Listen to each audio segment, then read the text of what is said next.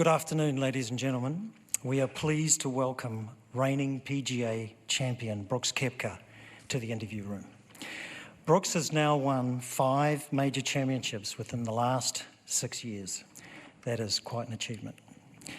Brooks, welcome back to Augusta National. You were in contention throughout the tournament last year in super challenging weather conditions and have now finished runner-up twice at the Masters in 2019 and 2023. What is it about Augusta National that brings the best out of your game? I wish I knew. I could do it more often. No, I just think there's just something special about this place. You kind of drive down Magnolia Lane and it gets the juices flowing, and I think everybody that drives down it gets pretty excited. And you know, first major of the year, and that's what you play the game for, is to win here, win a major, and you know, that's the goal. Good. First question. Brooks, hi. You have now got as many major championships as, if I've got my facts right, Byron Nelson, Seve Ballesteros, and Peter Thompson. Is that type of thing important to you, or is it really for you more about just going out and playing golf and winning? During the moment, it's about going to play golf and go do what I do, but you know, there's 19 other people in front of me. I do know that. Adam. Hey, Brooks, last year you proved that, you know, the game is back and you can compete at the highest level here at the majors, but I'm curious, where's your health at? Are you still 100%, you know, back to the old Brooks Koepka, or are there still things that you deal with on a week-to-week basis when you're competing? No, I feel good. I've worked my tail off over the last, you know, maybe a year and a half, just getting back in shape, make sure everything's right, and you know, we've been going since December, getting ready for this. So, yeah, excited to see where I'll be at this week. Had a lot of success here. Has your preparation changed at all over the years? The more you learn about Augusta National, and do you learn anything new from the practice round still, or is it just kind of, you know, lock in the game? No, same thing. You still got the same game plan. I feel like I've played this place enough. It's all about angles, you know, certain pin locations being in a certain spot. I don't know, sometimes occasionally they throw a new pin location, but usually they're pretty similar to where they have been over the last few years. And you know if, like on 13, if it's a back left, you want to lay it, if you're laying it up, lay it up a little further left. It's a little flatter. But every other pin you're going to the right, just little stuff like that. Gentleman at the back. Brooks, I'm curious, what's it been like juggling being a dad this year and playing pro golf? Oh, that's the best. It really is. I don't know, it's the coolest moment in my life, having him here, and he'll be out tomorrow with the par 3, him and Jenna, so I'm super excited for that. And even last week, he came out Friday for the first round, and that was pretty special for me just to see him. I mean, he's not going to remember it, but just have him there and seeing the first time he's ever seen me hit a golf ball. So, yeah, it's special. It's special for me, and I'm sure it is for Jenna, and, you know, tomorrow will be a lot of fun. You learned anything about yourself, like in the process of being a parent? Yeah, I have. Definitely a lot more patient. It's the coolest experience, and every day just seems to get better and better. And I can't, everybody I talk to, it's like, just wait a few years, and then who knows, by the time he's 17 or 18, he's going to hate me, so it is what it is. Join the club. Yeah.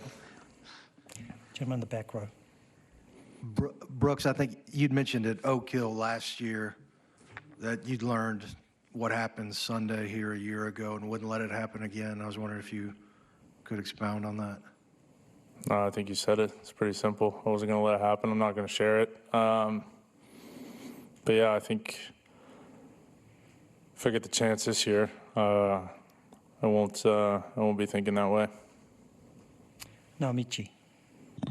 Yeah, that was about the same question, but how do you feel about being dad, and talk about how being a dad affect your play, and how you feel about the first Masters being as a dad?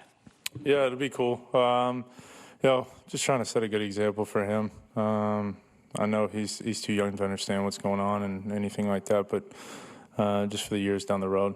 Not trying to be perfect, but just trying to be the best man I can be for him and set a good example. Do you have anything come to the mind when you're playing golf at all? Like in general? Yeah, when you're playing golf, do you have anything in mindset changed after being dad?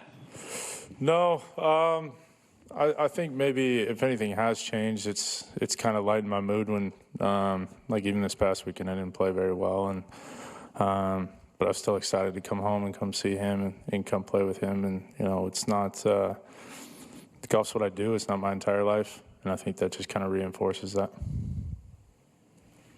Hey, Brooks. What kind of emotions and energy do you get when you see the Green Jackets on property this week? I want one. That's kind of what goes through my mind. No, but it's fun. It's good to see everybody. You build relationships over the years, and it was funny. I hadn't even seen Jimmy Dunn all week, and then I was just talking to my caddy Ricky. We were in the caddy hut and watched Jimmy. So just ironic, but. Yeah, it's good. It's good to see everybody. Hadn't seen, in a year, pretty much. Sing Yang. Hi, Brooks. I think people love to see you taking good shots. I love to see you win. But my question is, do you remember any specific moment that make you feel a little bit struggling at Augusta, but which later turned out to be very helpful to your career? I don't know. I think you pick up maybe something each year you play. There's sometimes, like when I hit in the water on 12 and 19 when Tiger won, I hit a good shot. Nothing I can do. Maybe got about 5 feet too high with the wind. I was 3 back on that tee, so I was thinking I needed to press, and anything can happen on this back 9. So. Maybe if there was something to learn, just play it way out left. But at the time, I was 3 back. So it's tough to pour that entire back 9 and make up any shots. And then looking at it from last year, just didn't play great. But I think that had to do more with my attitude or with the way I was thinking. But each year you learn a little bit more and try to progress every year. Kyle. Yeah, you, Brooks, you seem to mostly stay in your own world, do your own thing. Are there any of your peers that you look at and try to emulate or look up to or try to take things from as you're building your game? Yeah, I've said this numerous times. I think when I was first coming out, it was Graham McDowell and Dustin. I was a bit of a hothead coming out in college, so Dustin's attitude, nonchalant attitude, being able to laugh. I remember, he might not even remember this. I was watching Doral. It might have been 2014 or 15. He hit it right on like 14, tried to punch it out. It hit the corner of the cart path and basically bounced it back where it was, and he just laughed at it. And I would have exploded at that at the time. But the fact he was able to find that kind of funny kind of changed the way I thought. And then GMAC, just his grittiness and the way he goes about his process, he gets the best out of himself every day, and I thought that was super admirable. So it kind of I played with those guys a lot, maybe 2015 to 17, and kind of took bits and pieces that I liked, didn't like, and just kind of blended in my own thing. You still do that with other guys currently, or is that just something that you did when you were coming out? I did when I was coming out. I think now I've been out here long enough where I know what I'm doing. I like the process that I have, and I just stick to that. Mike. Thank you. Brooks, last year after the situation on 15 with the caddies, I heard some people say, well, that's a stupid rule anyhow, why you can't exchange information. I'm just wondering, generally, how do you feel about that rule? Whether there should it be allowed or not allowed, the exchange of information? I mean, everybody's exchanging information all day long.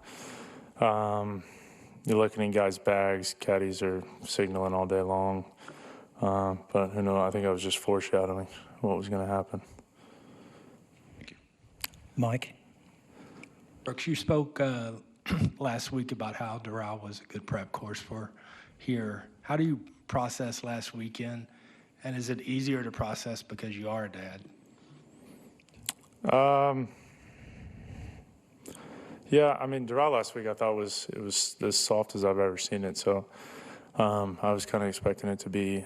I hadn't played it by the time I'd already done my presser, but I think this place is yesterday when I played, it was as firm as I've seen it in maybe 4 or 5 years. The green speeds kind of felt like they were on, maybe a weekend already, and usually that's not the case.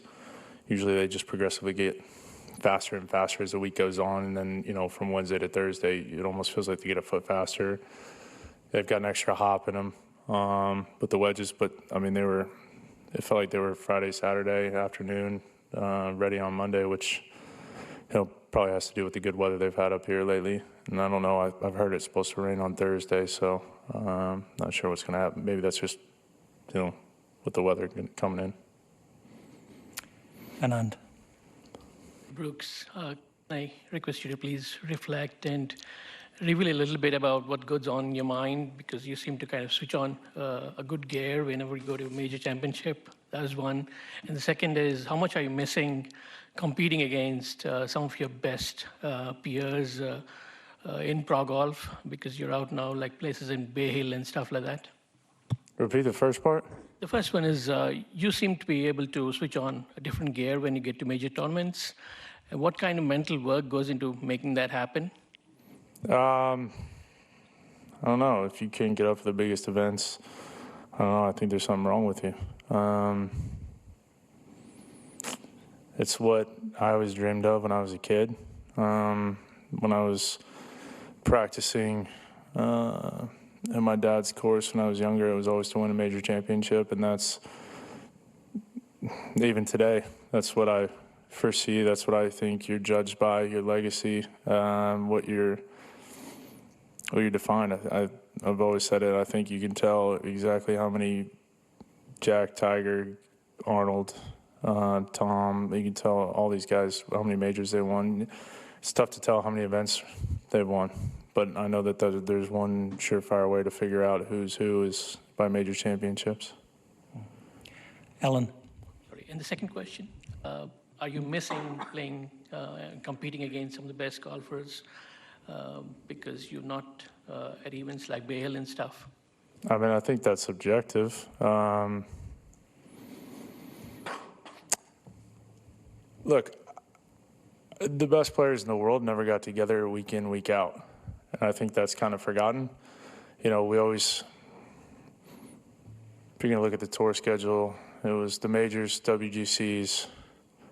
I never played API that much, like later in my career or at Memorial. But those were pretty much the 10 events where everyone was for sure going to be there.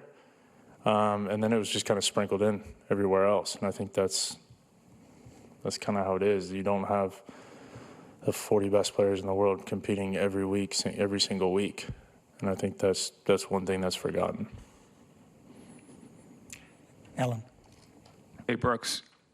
It sounds like the course is already pretty dialed this week, but under softer or sort of optimal scoring conditions, do you think 59 is obtainable on this golf course?